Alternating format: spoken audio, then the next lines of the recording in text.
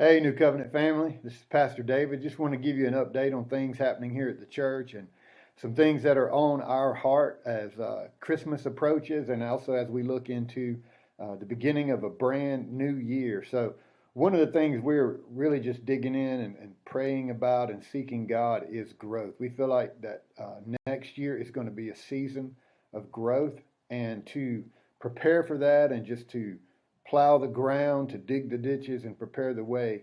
We're going to begin January with 21 days of prayer together.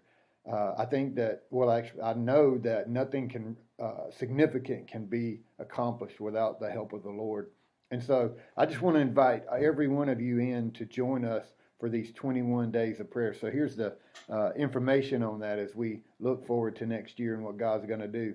The 21 days of prayer are going to run from January the 11th through the 31st. And the way we're going to facilitate this is a little bit different than the way we've done prayer in the past. We're going to have prayer for 21 days every day during that time period. And the way we'll facilitate is that the sanctuary will be open every one of those days from 6 to 8 a.m.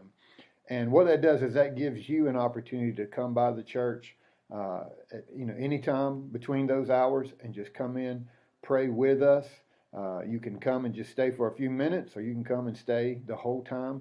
We'll have worship music playing, and our staff will be here praying every one of those mornings for 21 days. We're also going to be publishing a prayer guide so that even if you can't join us physically here at the church, you'll be able to follow along from your home or wherever you are for those 21 days. And I just want to encourage you to join us. I know prayer is one of those things that it's like pulling teeth to get people to do it. But if we join together in unity with one voice and we seek God and we just ask God to do what He wants to do among us, there's power in unity in lifting up one voice. And so this is some of the things we're going to be praying for next year, for 2022. One of the things that we want to see that I feel like God has just really positioned us to accomplish is to see everyone in our church serving somewhere at least once a month. We're expanding our dream teams, and we're expanding opportunities to serve. And so the reason for that is just to give everybody a chance to serve, to use your gift, to find your purpose, and to make a difference. And so that's one of our goals, and we want to see you jump on board in doing that and see those gifts that are inside of you. Maybe they've been dormant. Maybe you haven't used them in a while. But we want to stir up those gifts and see them become active so that you can fulfill your purpose and your calling in ministry here at New Covenant. The other thing is this. We're going to be expanding our ARC program. ARC is our local missions. It stands for Acts of Radical Kindness. So in 2022, we're going to have an ARC project available for you to participate in once a month. So there's going to be 12 projects laid out during the calendar year. So our goal and what we're praying for is that every member of New Covenant would jump on board and participate in at least one art project next year.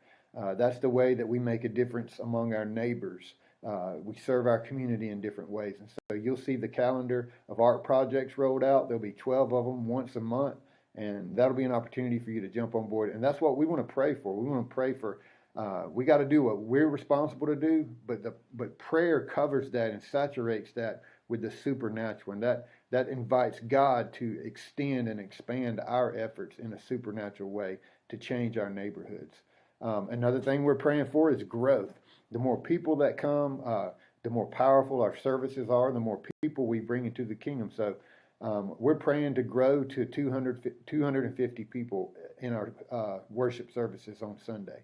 So you can help us do that by inviting friends and coworkers and people you know that don't have a church. We'd love to welcome them in and just usher them into the presence of God and make them part of our family. So lastly, what does growth mean? What does it mean on a continual basis? One is this.